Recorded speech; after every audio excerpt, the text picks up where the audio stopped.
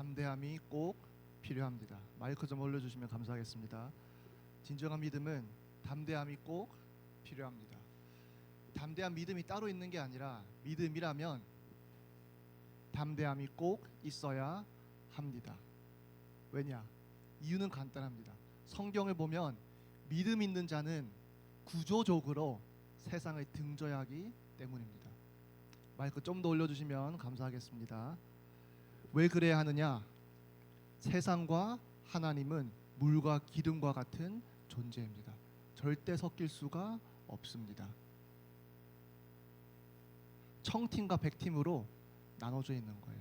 청팀이면서 백팀일 수가 없죠. 운동회 두 팀이 맞붙는 거니까. 청팀 하든지 백팀 하든지 둘 중 하나밖에 할 수 없습니다. 하나님이 인간을 지으셨지만 인간을 두 쪽으로 나누셨거든요. 어떻게 해요? 남자와 여자로. 남자든지 여자든지 둘 중 하나 해야지 둘 다 할 수가 없습니다. 또 민족적으로요. 한국 사람 있고요. 또 다른 나라 사람 있겠죠. 백인이 있을 수 있겠고요. 황인이 있을 수 있겠습니다. 물론 혼혈이 있을 수 있겠습니다. 근데 혼혈을 뺀다면 그냥 한국 사람 하든지 미국 사람 하든지 둘 중 하나는 택해야 합니다. 물론 저는 이제 한국 피지만 시민권은 미국에 있죠. 근데 그래도 이러한 상황이더라도 둘 중에 한 나라는 택합니다. 두 나라를 다 사랑할 수 있고 두 나라를 위할 수 있고요. 두 나라에 대해서 어떠한 일이 나는지 팔로우할 수도 있겠고요. 하지만 두 나라가 축구 붙었을 때 누구 응원해야 됩니까? 한 팀은 골라야 돼요. 한 팀은 버려야 돼요. 어쩔 수 없이요. 둘 다 잘 돼야지 바랄 수가 없어요. 한 팀은 승리하고 한 팀은 지게 되어 있습니다. 그럼 어떡합니까? 골라야죠. 참고로요. 이제 미국 가면 이제 한국계 미국인이 있죠. 가면 한국말도 하는 그런 2세들도 꽤 있습니다. 한국말을 꽤 잘하는.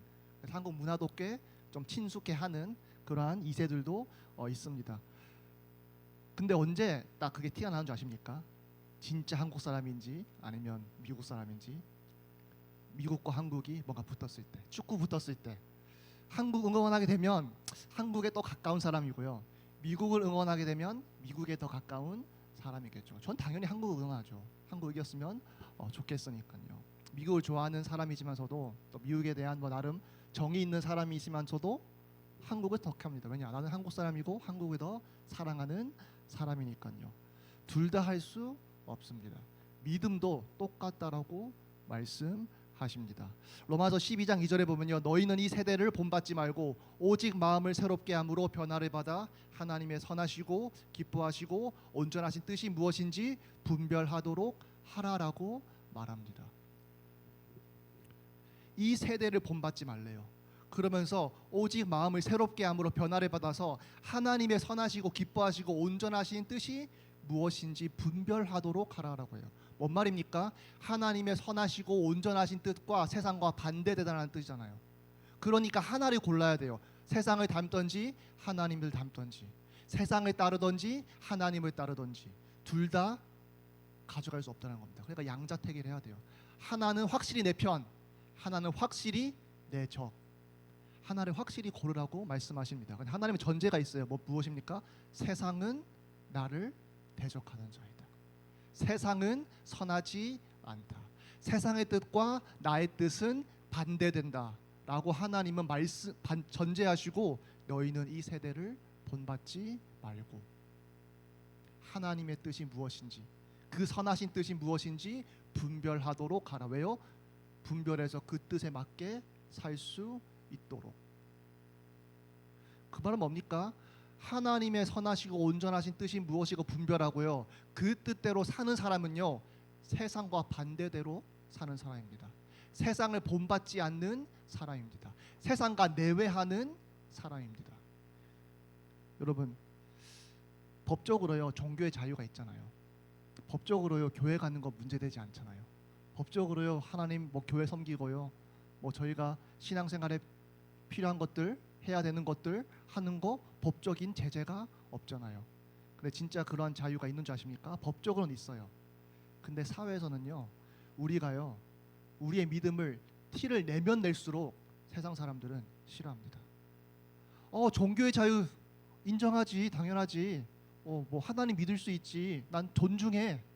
다 신념이 있는 거고 종교 신념은 중요하지라고 말하지만서도 많은 사람들은 진짜로 그런 사람이 있을 수 있겠고요. 그런 사람 훌륭한 사람입니다, 나름. 근데 그렇게 말하면서 믿음을 티내잖아요. 내가 예수 믿어서요, 이거 안 됩니다. 저 이렇게 할 수 없습니다. 이렇게 하잖아요. 바로 싫어합니다. 바로 예수쟁이라는 말 나옵니다. 이 세상에 왜 예수쟁이라는 말이 있는 줄 아십니까? 결국에는 세상은요, 예수님을 별로 좋아하지 않아요. 왜 예수쟁이라는 말이 있는 줄 아십니까? 결국에는 세상은요, 예수 그리스도의 복음과 반대되다라고 본인들이 그렇게 말하고 있는 거예요. 반대되니까 이 복음에 더욱더 가까운 삶을 살수록, 이것이 더욱더 티가 날수록 세상 사람들은 예수쟁이를 하는 거예요. 정말 훌륭한 사람이네라고 말하지 않고 예수쟁이라고 말합니다. 본인의 뜻과 상관없을 때, 본인의 어떤 세상의 흐름에 크게 거스르지 않을 때, 세상이 가는 방향과 크게 다르지 않을 때는요, 그래, 교회 다니고 예수님 믿어, 신앙생활하고 해. 근데 거슬러 가잖아요. 세상 기준에서 삐뚤어 가잖아요. 세상의 상식에서 벗어나잖아요. 바로 예수쟁이란 말 나옵니다. 뭔 말입니까? 진정으로 존중하는 겁니까? 진정으로 너 신앙 존중해. 아니요, 존중하지 않습니다. 그 존중은요, 세상을 거스르지 않았을 때 존중한다는 말입니다. 티내지 않았을 때, 그래, 그때는 너가 알아서 해. 너 조용히 해. 여러분, 밖에 나가 전도한다고 해보세요. 여러분 반길 사람 많이 없을 것입니다. 이것도 하나의 증거죠. 세상이 그렇게 예수 그리스도의 복음을 듣고 싶지 않다라는 것. 뭐 이렇게 말합니다. 요즘 사이비가 많아서, 이단이 많아서. 네, 맞습니다. 그것 때문에 이미지가 더 안 좋아진 건 맞습니다. 근데 언제 전도하는 자를 환영했습니까? 세상이 환영한 적 없어요. 사이비 때문에 그렇다라고 말하려면요, 환영했다가 이단이 사이비가 활개쳐서 싫어졌다라고 말할 수 있어야죠. 근데 그렇게 말할 수 없습니다. 왜냐? 지금이나 예전이나 아니면 더 거슬러 올라가면 심지어 핍박했습니다. 세상은 기독교를 환영한 적 없고요, 좋아한 적 없고요, 같은 편이라고 한 적 없습니다. 근데 이것이 잘못된 것이냐? 아니요, 너무나 당연한 거예요. 하나님과 세상은 다르니까요. 그러니 담대한 믿음이 필요합니다. 왜냐? 종교적인 자유가 보장되고, 그래 너 기독교인이야? 뭐 기독교인이라고 욕하지 않아요, 사람들이. 뭐 속으로 할 수 있어도. 어떤 사람 기독교인에 대해서 어떠한 억한 심정을 가진 분들 있죠. 근데 티 별로 내지 않을 겁니다. 저 상식 있는 사람이면요. 하지만 믿음은 담대함이 필요합니다. 왜냐? 세상을 등져야 하기 때문에. 세상에 외면받을 용기가 있어야 되기 때문에. 인싸 아싸라는 단어가 있죠. 한마디로 아싸 될, 아웃사이더가 될 각오가 돼 있어야 돼요. 세상이 여러분들이 예수님을 더욱더 잘 믿을수록, 더욱더 복음다운 삶을 살수록, 여러분의 신앙이 너무나 깊어서 커서 티가 나면 날수록 너랑 더 이상 못 놀겠다라고 말합니다. 좀 꺼려진다라고 말합니다. 왜냐? 세상은요, 세상 같은 사람을 좋아해요. 본인과 같이 놀 사람을 좋아해요. 물론 시간 보낼 수 있습니다. 근데 사람은요, 동족을 더 좋아하는 거는요, 그냥 본능입니다. 근데 세상 사람들이 여러분을 보고 내 동족이 아니네, 같은 한국 사람이고 뭐 성별도 같아도, 같은 학교 출신이더라도 이질감이 느껴지기 시작하잖아요. 그러면 여러분의 우정도 조금 이제 순탄치 않을 수 있습니다. 만약에 사회생활 합니다. 직장이 여러분의 믿음에 반하는 걸 시켜요. 근데 안 됩니다라고 하잖아요. 좋아하겠습니까? 당연히 좋아하지 않죠. 그러니 저희는요, 모두 세상에게 외면받을 믿음이, 이 담대한 믿음이 있어야 합니다. 왜냐? 그렇지 않으면요, 타협해야 되거든요. 그렇지 않으면요, 티내지 않고 조용히 그것들 맞습니다 맞춰주면서 숨어서 조용히 신앙생활 해야 되기 때문이거든요. 교회 밖에서는 하나님 말씀 전할 수도 없고 하나님 믿는 거 티내지도 못하면서 신앙생활 해야 그나마 세상과 조금 잘 지낼 수 있거든요. 뭐 제가 어렸을 때 그 기억나는데 그 담임 목사님 군대 가셨을 때 그때는 참 좀 상식이 좀 없는 시대였나 봐요. 교회 간다니까 이제 팼다 하더라고요. 교회 가면 팼대요. 심지어 제가 기억하기로는 교회 가면 그 부대가 얼차려를 받고 있었다고 말씀하셨습니다. 초반에 한마디로 너 가지 마. 가잖아요. 팼어요. 안 들어요. 그러니까 오케이. 그러면 이제 심리적 압박을 주려고 전 부대를 이제 얼차려를 준 거죠. 같이 뭐 같은 룸에 생활하는 사람들을 얼차려 준 거죠. 근데 뭐 목사님은 담임 목사님은 뭐 그렇다고 교회 안 가실 분이 아니잖아요. 그러니까 그냥 맞고 갔고 또 동료들이 얼차려 받는데 그냥 가셨대요. 그러고 그냥 욕 먹고 하셨나 봐요.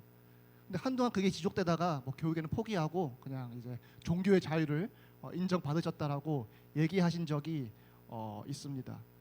뭐 좀 극단적인 케이스이긴 하죠. 뭐 군대이기도 하고요. 또 옛날이기도 하고요. 그것이 이제 용인되었던 시대니까요. 근데요, 그것이 진짜 없어졌습니까? 아니요. 방식이 달라졌을 뿐이지 여전히 이 세상에 그러한 것들이 존재합니다. 그러면 여러분은 어떻게 하실 겁니까? 이러한 상황이라면 여러분은 어떻게 하실 겁니까? 세상이 여러분 보고 야, 너 우리와 같이 해. 우리의 본을 받아. 이건 이렇게 하는 거야. 이렇게 하지 않으면 세상의 상식에서 어긋나는 거야. 사회생활 해야지. 이거 안 하면 너 좀 사회생활 하는데 좀 지장이 있을 텐데 라고 말하면 어떻게 하실 것입니까? 물론 삶의 지혜가 필요하겠죠. 모든 걸 가지고 다 맞서 싸우고 들이받고 할 필요는 없습니다. 근데 여러분 어떻게 하실 겁니까? 제 생각에는요, 뭐 인간인지라 대부분의 사람은 타협할 것 같습니다. 왜냐? 타협 안 하면 나한테 불이익 생기니까. 대부분의 사람은 그냥 지고 들어갈 것 같아요. 왜냐? 이거 안 하면 사람한테 외면받으니까. 사람이 가장 무서워하는 것 중에 하나가 사람들한테 외면받는 것 같아요. 제가 볼 때는. 돈이 아무리 많아도요, 사람들한테 배척당한다? 그 돈이 그렇게 의미가 없을 것 같아요. 그 돈도요, 많은 사람들이 칭찬해주고 인정해주고 저 사람 돈 많다, 능력이 좋다, 대단한 사람이다, 이게 있어야 또 돈도 나름대로 의미가 있는 거지. 돈은 많은데 사람들이 인정 못 받아요. 돈은 많은 사람들이 저 사람 악한 사람이다. 돈은 많은데 그 사람과 친구하기 싫어해요. 그 사람과 친구하는 사람은 진짜 순전히 돈만 보고 그 사람 옆에 있어요. 그 사람이 그걸 아는 순간 돈이 그렇게 그 사람의 삶을 풍족하게 만들 것 같지 않아요. 돈이 필요하지만서도 사람도 필요하거든요. 모든 사람한테 외면받으면서 외롭게 통장에 몇십억이 몇백억이 있는 것보다 주위에 사랑하는 사람이 있는 게 훨씬 더 인간의 행복에는 더 이로울 겁니다. 그러니 사람은 외면받기 싫어합니다. 그러니 타협하게 되고 그러니 지고 들어가게 돼요.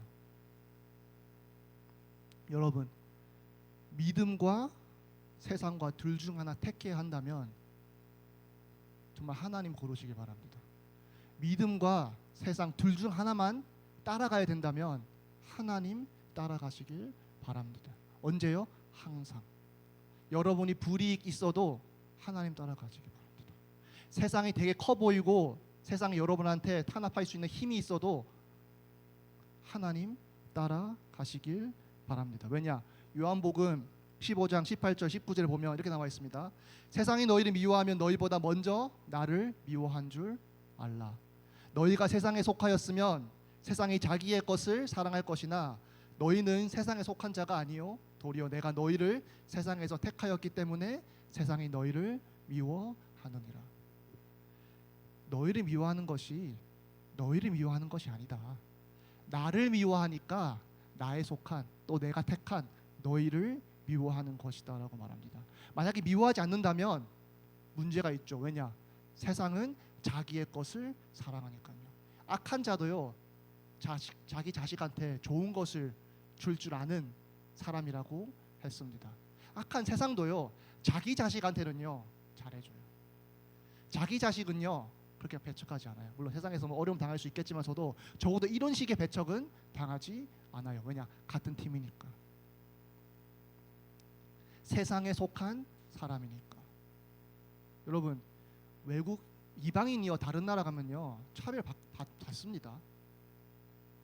차별이 덜하냐 좀 심하냐 이 차이지 차별은 조금 있습니다.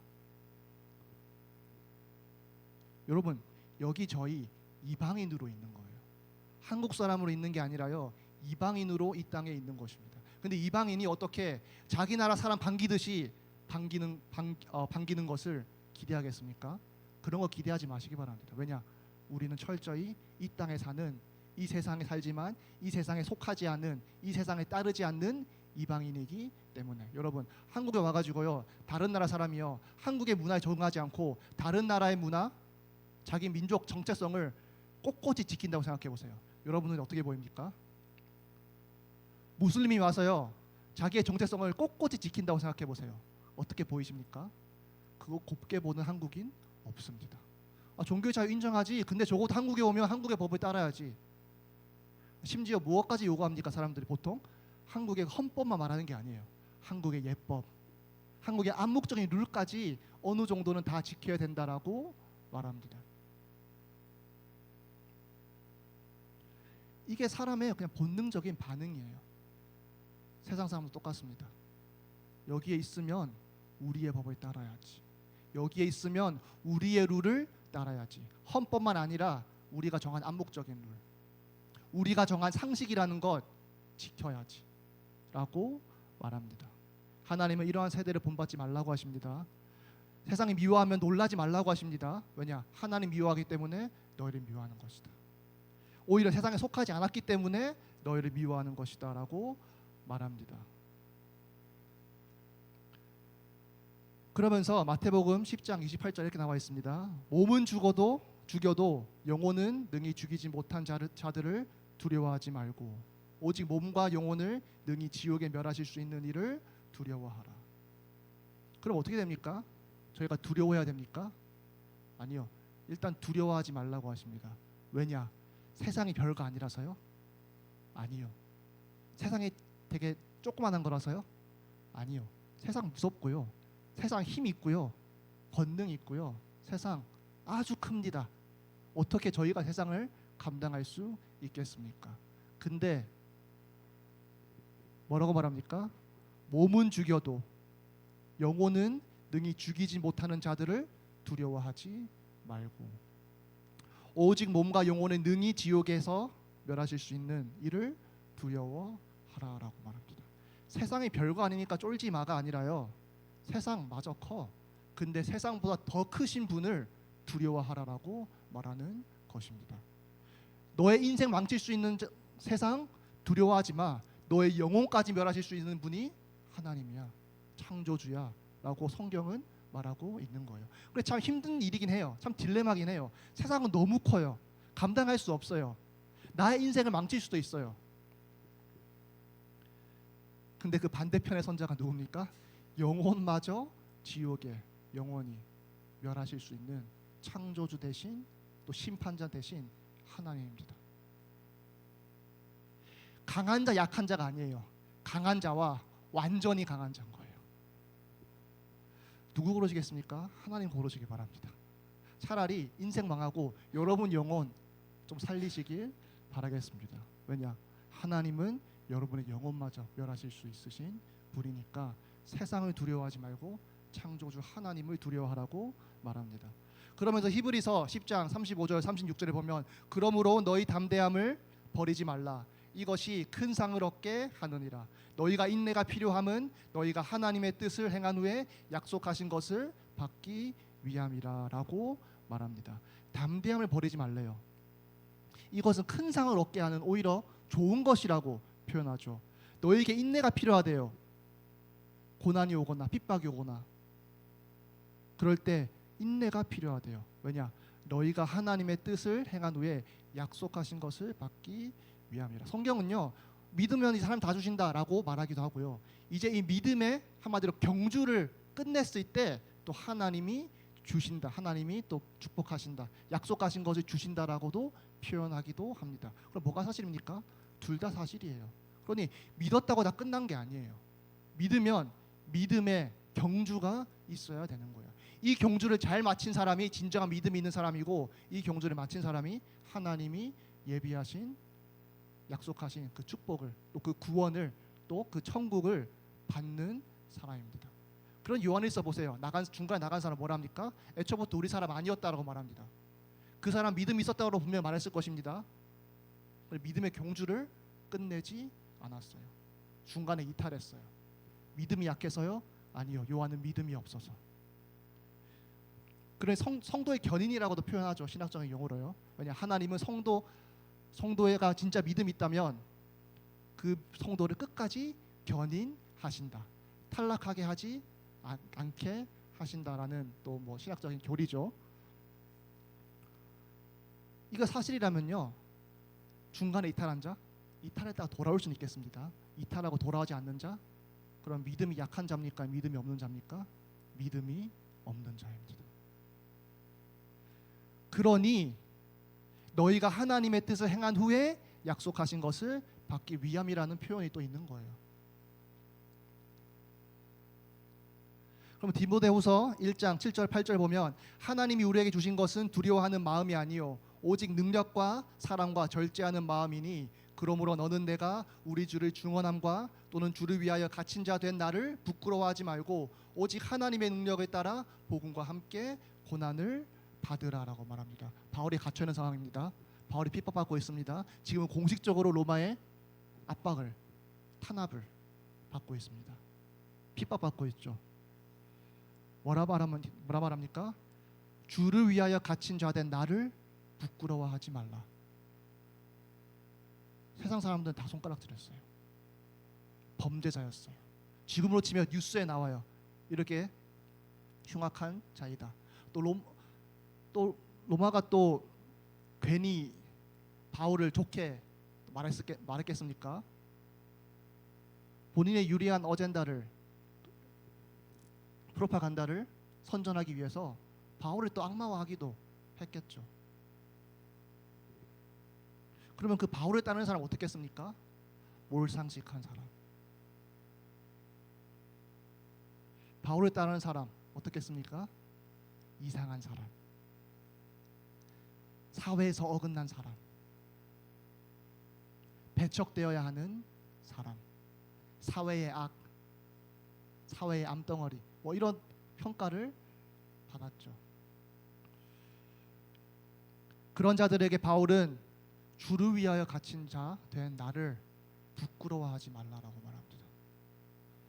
그리고 오직 하나님의 능력에 따라 복음과 함께 고난을 받으라라고 말합니다. 고난을 받고 있는데, 아주 힘든데, 삶이 고달픈데 바울이 여기서요 위로의 말을 해주는 게 아니라요, 그래 너 힘들지? 공감해 주는 게 아니라요, 바울은요 그냥 진실 말합니다. 고난 받아라. 피하려고 하지 마라. 물론 뭐 죽이려고 쫓아오면 그건 피해야 되겠죠. 하지만 이 고난 자체로부터 벗어나려고 하지 마라. 벗어나지는 것도 아니고요. 그리고 바울은요 애초에 받아야 되는 것이다라고 전제하고 말합니다. 하나님의 자녀라면 견뎌야 하는 것이다라고 말합니다. 여러분, 하나님 믿습니까? 그러면 하나님 믿는 값을 여러분은 치러야 합니다. 어디에서요? 세상에서. 그러니까 앞서 제가 말씀드린 거예요. 여러분이 여러분의 신앙을 티를 내면 낼수록 세상은 안 좋아한다고요. 그럼 티 안 냅니까? 눈치 봐서요? 티 내시기 바랍니다. 왜냐? 예수 그리스도 복음 전해야 될 거 아니에요. 여러분 친구들한테든 뭐 주위 사람한테든요. 교육에는 드러나야 합니다. 그러니 부끄러워하지 않는 마음이 있어야 돼요. 복음을 자랑스러워하는 마음이 있어야 돼요.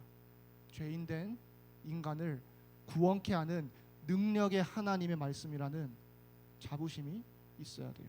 그런 자부심으로 복음 전해야지 눈치 보면서 믿어줄래? 이렇게 전하실 겁니까? 그냥 담대히 전하십시오. 안 믿으면 그 사람 잘못이지 여러분 잘못 아니잖아요. 그 사람이 말도 안 되는 거야 말하면 여러분이 말도 안 되는 거 믿는 사람 되는 겁니까? 말이 되는 거를 알아보지 못하는 그 사람의 잘못입니다. 아직도 이런 거 믿어? 라고 말을 듣는다고 쳐봅시다. 네, 그냥 아직도 그런 거 믿는 몰상식한 사람 되십시오. 그 사람한테. 왜냐? 복음은 하나님의 능력이기 때문에 하나님의 능력은 세상에서 인정 못 받습니다. 왜냐? 그렇게 보지 않기 때문에. 그러니 바울이 하나님의 능력에 따라 복음과 함께 고난 받으러 갑니다. 나를 부끄러워하지 말라라고 말합니다. 왜 그런 말 했을까요? 부끄러운 것처럼 여겨졌거든요. 그러니까 부끄러워하지 말라. 오히려 고난 받으라라고 말합니다. 심지어 성경은요, 고난 받으라라고 거기서 그치는 게 아니라요, 심지어 이렇게까지 말씀하십니다. 마태복음 5장 10절에서 12절. 의를 위하여 박해를 받는 자는 복이 있나니 천국이 그들의 것입니다. 박해받는 자는 오히려 복이 있대요. 왜요? 그 박해가 천국의 증거이기 때문에. 그 박해가 하나님의 자녀임이라는 증거이기 때문에. 세상에 속하지 않았다는 증거이기 때문에. 하나님께 속했다는 증거이기 때문에 오히려 박해받는 자는 복이 있대요. 박해가 아무것도 아니란 말이 아닙니다. 박해받는 것은 힘들지만 복이 있다는 것입니다. 왜냐? 천국이 그들의 것입니다. 나로 말미암아 너희를 욕하고 박해하고 거짓으로 너희를 거슬러 모든 악한 말을 할 때에는 너희에게 복이 있나니 기뻐하고 즐거워하라. 하늘에서 너의 상이 큼이라. 너희 전에 있던 선지자들도 이같이 박해하였느니라 라고 말합니다. 너희를 거슬러 악한 말을 할 때, 너희를 박해하고 거짓으로 너희를 모함할 때 즐거워하라, 기뻐하라. 왜냐? 하늘에서 너의 상금이 있을 것이기 때문에. 그래서 양자택일 해야 돼요.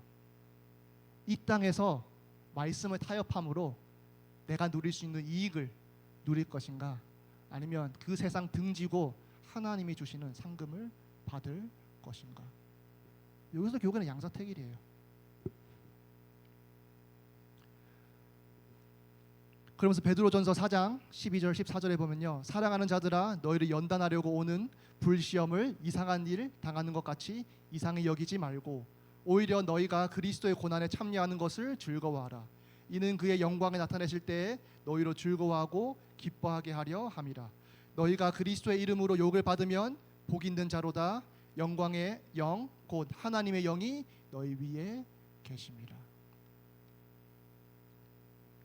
여러분, 세상의 핍박 받으시면요, 내가 하나님의 자녀인 것이 드러났구나라고 생각하시기 바랍니다. 하늘의 상금이 더욱더 커지고 있구나라고 생각하시기 바랍니다. 내 위에 하나님의 영이 임재하시는구나라고 생각하시기 바랍니다. 왜냐? 그럴 때 세상은 여러분 싫어하거든요. 그럴 때 여러분 핍박할 거거든요. 그럴 때 세상은요, 그러지 말라고 압박합니다.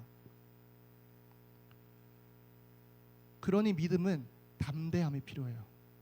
왜냐? 믿음은 조용히 믿는 게 애초에 아니었거든요. 세상 따로 나 따로, 그래 너는 너대로 해, 나는 나대로 할 테니까, 이런 게 아니었거든요. 왜냐? 예수님 뭐라 말씀하십니까? 모든 민족에게.